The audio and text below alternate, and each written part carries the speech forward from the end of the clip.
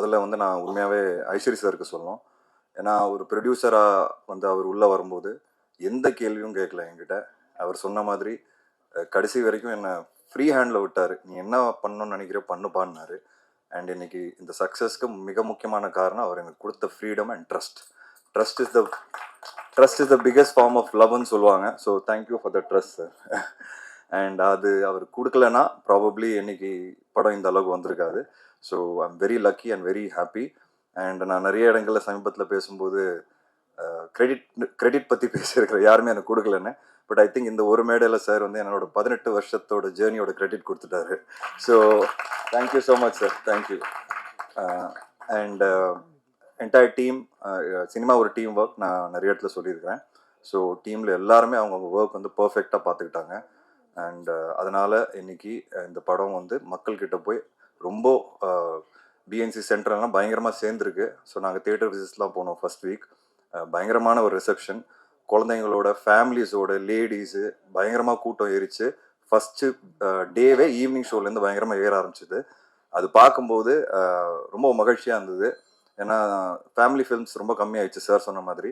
So இந்த மாதிரி ஒரு படம் செல்லா வந்து கொடுத்ததுக்கு செல்லாக்கு ரொம்ப தேங்க்ஸ். அண்ட் செல்லா 11 வருஷம் பழக்கம் எனக்கு. அவர் மேலே எனக்கு பயங்கர நம்பிக்கை. இதே மாதிரி இருங்க செல்லா, இதே மாதிரி நல்ல கதைகள் பண்ணுங்க, ஃபேமிலி படங்கள் பண்ணுங்க. அண்ட் செல்லாவோட வெற்றி பார்க்கும்போது எனக்கு ரொம்ப பெருமையாக இருக்குது, சந்தோஷமாக இருக்குது.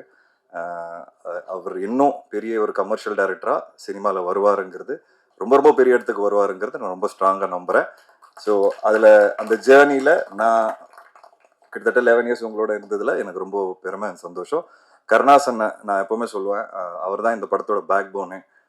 பார்ட் 1லையும் சரி பார்ட் 2லையும் சரி, எனக்கு ஞாபகம் இருக்குது. பார்ட் 1 வந்து நான் கருணாசனை மீட் பண்ணும்போது கோட்டூர்பனில் மீட் பண்ணோம்.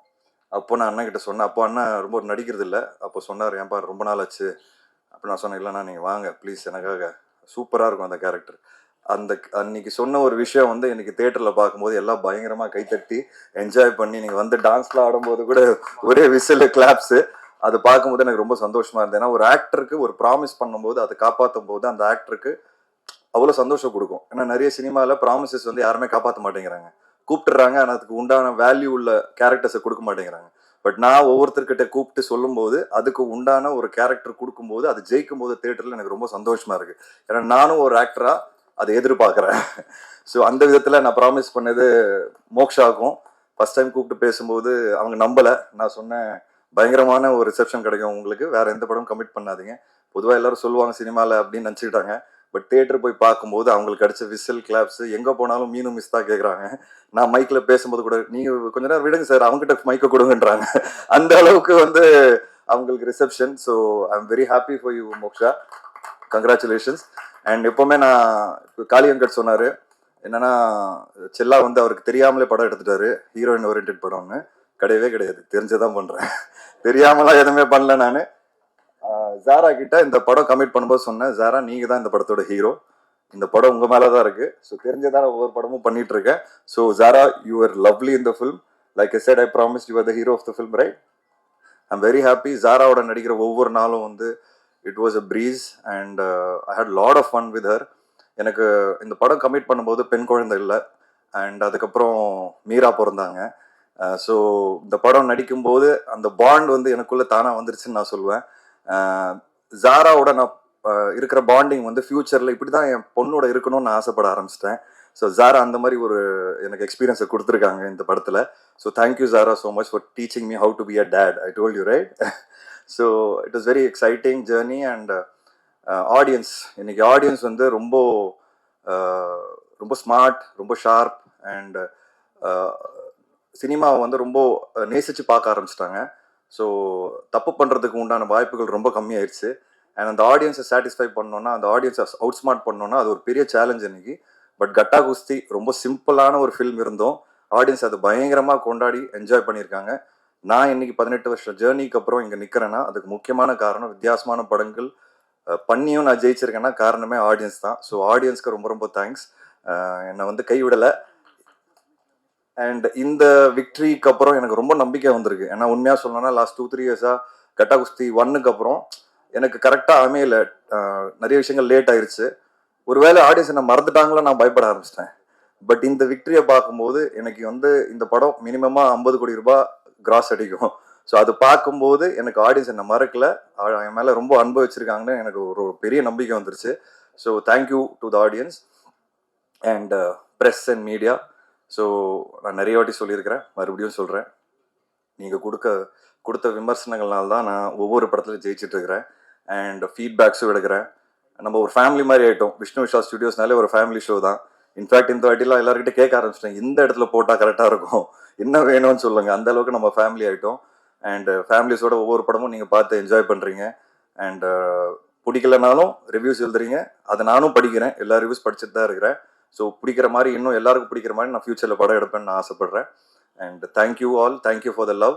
அண்ட் இது ஒரு உமன் சென்ட்ரிக் ஃபில்மாக இருந்து நீங்கள் நிறைய கேரக்டர்ஸ் ஸ்க்ரீனில் பார்த்துருப்பீங்க, ஸ்ட்ராங் கேரக்டர்ஸ். பட் எனக்கு ஒரு மிகப்பெரிய பேக் போன் வந்து ஸ்ரவந்தி. எல்லாரும் சொல்லிட்டு இருக்கோம். கடைசி 3 வருஷத்துல ஸ்ரவந்தி என் கூட இல்லை. அதுக்கு முன்னாடி கட்டா குஸ்தி எஃப்ஐஆர்ல இருந்தாங்க. லாஸ்ட் 3 இயர்ஸ் நான் கொஞ்சம் கஷ்டப்பட்டேன். திருப்பி நானே ஃபோன் பண்ணி கூப்பிட்டேன், வந்தாங்க. அண்ட் இப்போ ஃபர்ஸ்ட் படமே கட்டா குஸ்தி 2 பெரிய ஹிட்டு. ஸோ என் கரியர் பின்னாடி, ஒரு ப்ரொடக்ஷன் பின்னாடி ஸ்ரவந்தின்னு ஒரு பெண் தான் இருக்கிறாங்க. அதான் சொல்லணும்னு ஆசைப்படுறேன். அவங்க யாருன்னா லைஃப் ஆஃப் பை படம் பார்த்துருப்பீங்க, அதுல ஹீரோயின் அவங்க சொல்லிக்கிறேன் இப்போ. ஸோ ஹாலிவுட் ஹீரோயின் என்னோட கிரியேட்டிவ் ப்ரொடியூசர். ஸோ நான் ரொம்ப பெருமையா இருக்கேன். And thank you Kushmita for all the love. Sir gift கேட்டேன், வாங்கி கொடுத்துட்டீங்க. அடுத்த வாட்டி வீடு கேட்டுறேன் சார். கண்டிப்பா ஃபியூச்சர்ல ஒரு குரல் கேட்டுச்சு எனக்கு லெஃப்ட்ல, ஐயோ ஐஸ்வர்யா குரல் தெரிஞ்சுதான் நானும் கேட்டிருப்பேன்னு அப்படி. ஸோ இட்ஸ் இந்த மாதிரி சினிமாவில் ஒரு ஃபேமிலியா ஒரு விக்டரி கிடைக்கிறதுங்க ரொம்ப ரேர், நமக்கே தெரியும் எல்லாருக்கும். அண்ட் அது கிடைக்கும் போது I think we should enjoy the maximum. And I think we all are enjoying this moment. And supreme Sundar master, உங்களோட ஒர்க் பண்ணதில் இந்த ஃபர்ஸ்ட் டைம் நான் ஒர்க் பண்ணுறேன்.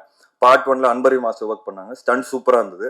ஸோ பார்ட் 2 பண்ணும்போது எங்களுக்கு அந்த அளவுக்கு இருக்கணும் அப்படின்னு நாங்கள் ஆசைப்பட்டோம். பட் உண்மையாக சொல்லணும்னா அந்த கிளைமேக்ஸ்லாம் நீங்கள் பயங்கரமாக ஷூட் பண்ணிட்டீங்க அண்ட் சூப்பராக இருந்தது மாஸ்டர், ரொம்ப பியூட்டிஃபுல்லான work. And in fact on pen fight நானும் வந்து ஐஸ்வர்யா ஃபைட் பண்ணுறது ரொம்ப காம்ப்ளிகேட்டான ஒரு சீக்வன்ஸ் அது. பட் மாஸ்டர் சூப்பராக எக்ஸிக்யூட் பண்ணாரு, ரொம்ப கஷ்டப்பட்டாங்க ஐஸ்வர்யா.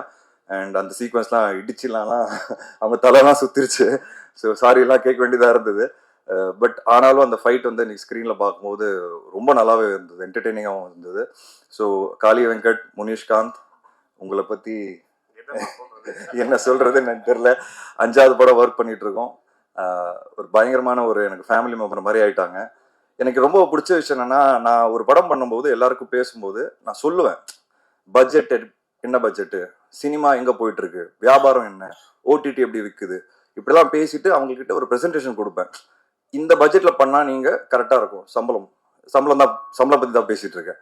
எல்லாருமே புரிஞ்சுக்கிட்டு எனக்காக பார்ட் 1லயும் பண்ணாங்க, பார்ட் 2லயும் பண்ணாங்க. ஸோ உண்மையாவே சொல்றேன், ஒரு ப்ரொடியூசரா இங்க உட்கார்ந்துருக்க எல்லாருக்குமே ரொம்ப நன்றி. ஏன்னா சினிமாவோட புரிதல் இருந்தாதான் ஒரு ஆக்டர் அவங்களோட சம்பளத்தை அதுக்கு ஏற்ற மாதிரி ஃபிக்ஸ் பண்ணுவாங்க.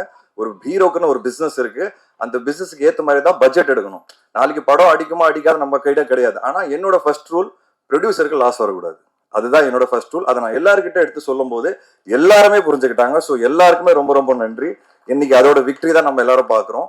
And I am very very happy. இதோட நான் முடிச்சுக்கிறேன். Sorry, thank you so much. And thanks to my team, my entire production team. Thanks to Kavitha Pandian. And thank you so much. வாங்க ஜாலியாக என்ஜாய் பண்ணி லஞ்ச் சாப்பிடலாம். தேங்க்யூ.